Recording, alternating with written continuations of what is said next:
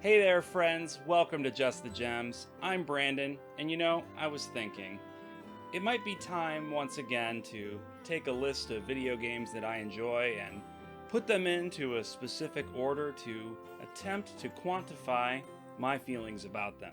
Before we get into it, would you please consider liking and subscribing? It would mean a ton to me and it would help me out a lot. Thank you so much. I've been playing a lot more Switch over the last 6 months than I think I have over the last 2 or 3 years. I don't know why that is. There definitely are a lot of really good games coming out for the Switch, but my backlog on the PS4, etc., isn't getting any smaller.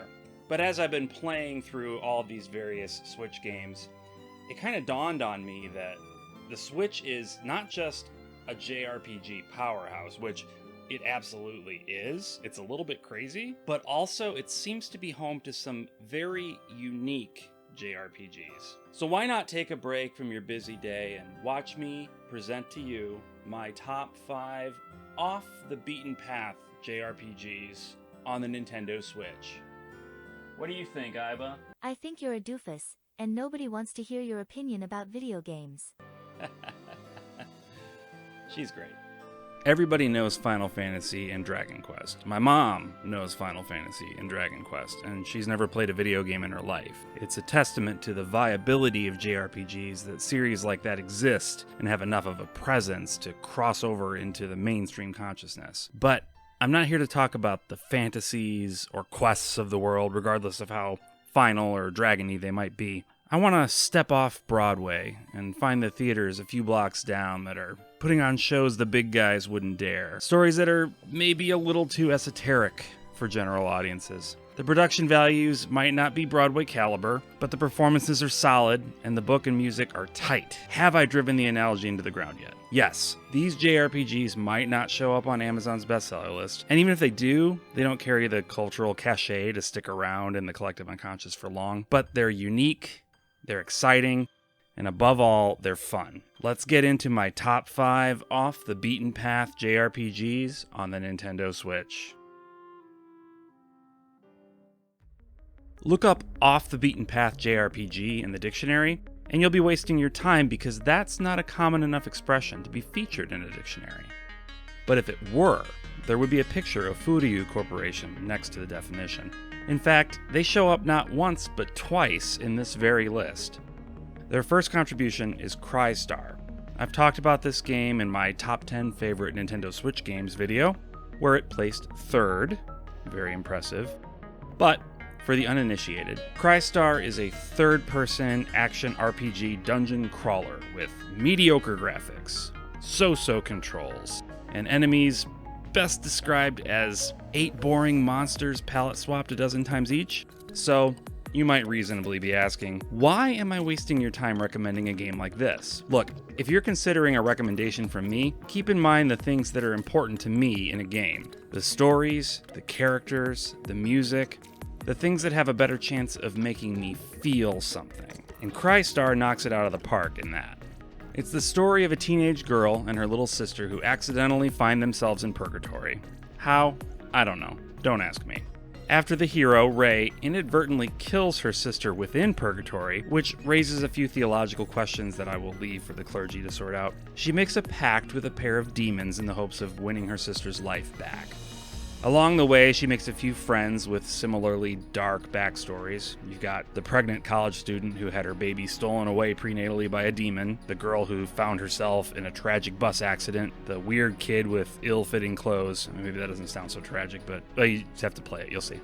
The story mostly stays away from the whole cliched power of friendship stuff that you might expect to see. Instead, it focuses on how these characters deal with their personal tragedies. It's far from saccharine, but it's not overly dour either. There are genuine laugh-out-loud moments in the script because the characters are so endearing. A beautiful musical score and fantastic performances from the main cast make this one so worth your time. Look, go into this with clear eyes and an open mind. It's got PS2 caliber graphics. It plays like baby's first action RPG. There's nothing eye-catching about any of the design work on display. Know what you're about to partake in. A magnificent story with complicated characters in a terrible situation, and you'll be giving yourself a very enjoyable 25 hours.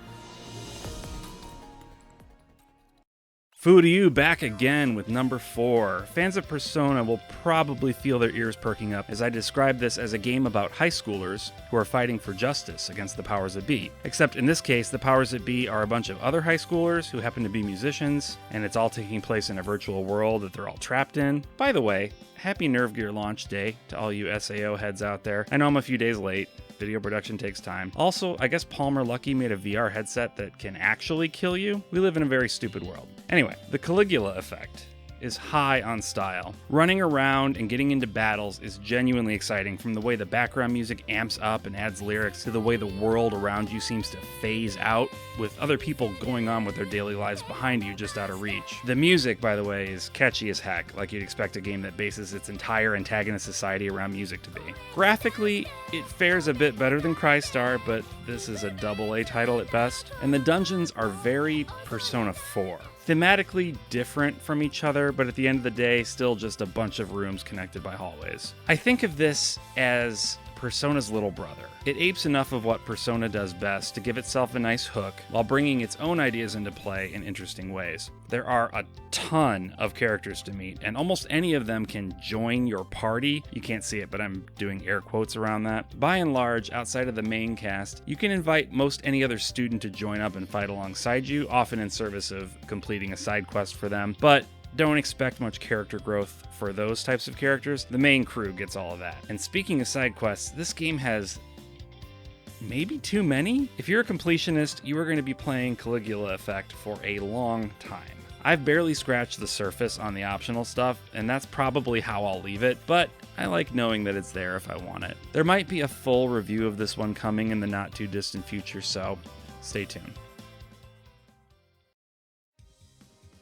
Speaking of full reviews, check out my review of number 3 on our list by clicking the card thingy above up there. Live Alive, friends. Where do I begin?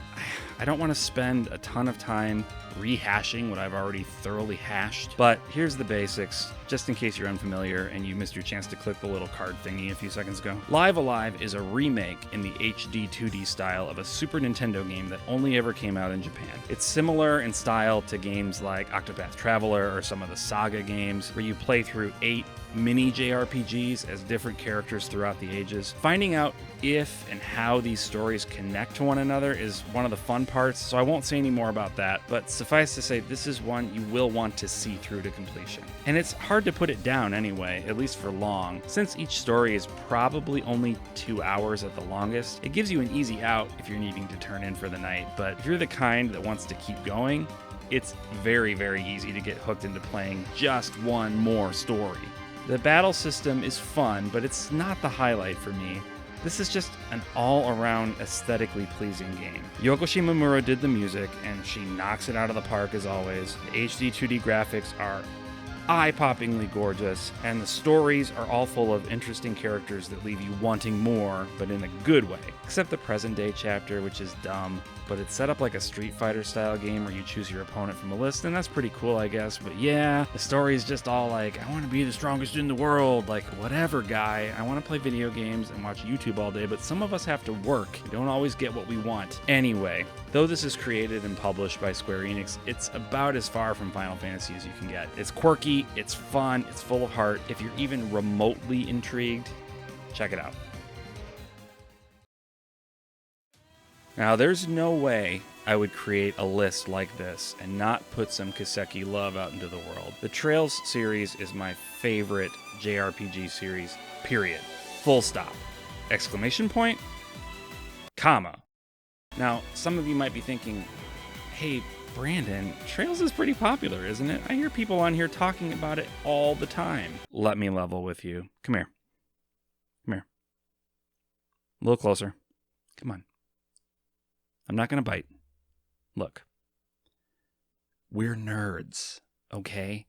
Of course we love Trails. It's got everything that nerds like us could want. It's got an amazing story told over like a dozen games at this point, with super deep and relatable characters and gameplay that's both fun and challenging, sometimes to the point where I lower the difficulty because it's too hard for me. I'm a baby, leave me alone. But the fact that I can lower the difficulty is great because I need to know what happens next, you know? A series this epically grand deserves a much bigger audience than the Trails series has. Anyway, if you're brand new to the Trails series, I actually don't recommend you start with the game I'm putting on my list, which is Trails from Zero. Why not, you ask? Isn't this the most recently released title? Well, sure. And of all the entry points to the series, it's far from the worst. Still, I feel like it would be like starting the A Song of Ice and Fire series with Book 4. I assume it would be like that anyway. I haven't read a Game of Thrones. Is it good? Let me know in the comments. I just feel like he probably spends more time describing things than I want an author to do. I could be completely wrong. Let me know what you think. Anyway, Trails from Zero. It's an all-new cast of characters in a new setting, but the world building that happens over the course of the first 3 games is so good, so vital to fully appreciating the story that I would be derelict in my duty if I didn't encourage you to play the Trails in the Sky trilogy first. They're on Steam, they're often on sale, they're not hard to come by. You will like them. Play them, please. If not for me, then do it for your country. But enough about that. Trails from Zero makes the list because this is the point where the series really starts to glisten. If you played the Cold Steel games, you'll recognize a lot of gameplay elements that got their start here, like the Team Rush attacks, for example. Cold Steel didn't even need to make many changes to these because they're fantastic right out of the gate. The city-state of Crossbell, where this one takes place, is such a well-developed place. You can really get to know the people you're fighting for, and there's so much to just walk around and see. At one point, I wandered into an apartment that didn't belong to me, adhering, of course, to the age-old JRPG rule that if somebody didn't want me walking into their house uninvited, they should have locked the door. Anyway, I walked into this apartment. I met a woman who told me about her 2 daughters who both work for the government. Huh. I thought, I think I know them? Oh, right. They're 2 relatively important characters, and this is their mother, and there's no gameplay reason why I had to stumble upon this woman's apartment, but she's here because it makes sense in the context of the story that she would be here. There's stuff like that all across this game and this whole series. Just so much love and attention to all of these details.